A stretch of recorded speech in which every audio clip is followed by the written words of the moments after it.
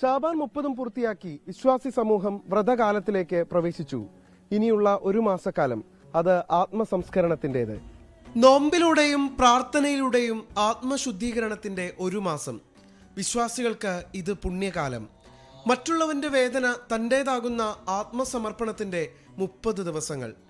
പകൽ മുഴുവൻ ആഹാരപാനീയങ്ങൾ ഉപേക്ഷിച്ചുള്ള വ്രതാനുഷ്ഠാനം, രാത്രി വൈകി വരെയുള്ള പ്രാർത്ഥനയും ഖുർആൻ പാരായണവും. തിന്മകളിൽ നിന്ന് വിട്ടുനിൽക്കാത്തവന്റെ നോമ്പ് വെറും വിശപ്പ് മാത്രമായിരിക്കുമെന്നാണ് പ്രവാചക വചനം. റമളാനിലെ ഓരോ ദിവസങ്ങളും പാപമോചനങ്ങൾ, ഗതകാല ജീവിതത്തിൽ സംഭവിച്ച തിന്മകൾ, തെറ്റുകൾ അതെല്ലാം പടച്ച റബ്ബിനോട് മാപ്പപേക്ഷിക്കാനും കരുണ റബ്ബിനോട് ചോദിച്ചു വാങ്ങാനും മടി കാണിക്കാതെ എല്ലാ ദിവസവും പവിത്രത മനസ്സിലാക്കി പ്രാർത്ഥനയിലായി ഓരോ വിശ്വാസിയും ജീവിക്കേണ്ടതാണ്. പരിശുദ്ധ ഖുർആൻ അവതീർണമായ മാസമാണ് റമദാൻ. അതുകൊണ്ടാണ് റമദാന് ഇത്രയേറെ പവിത്രത കൽപ്പിക്കപ്പെടുന്നതും.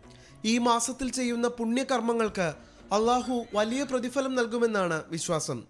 അടുത്ത ഒരു വർഷത്തേക്കുള്ള ഊർജം സംഭരിക്കാനുള്ള കാലം കൂടിയാണ് വിശ്വാസികൾക്ക് ഈയൊരു മാസം.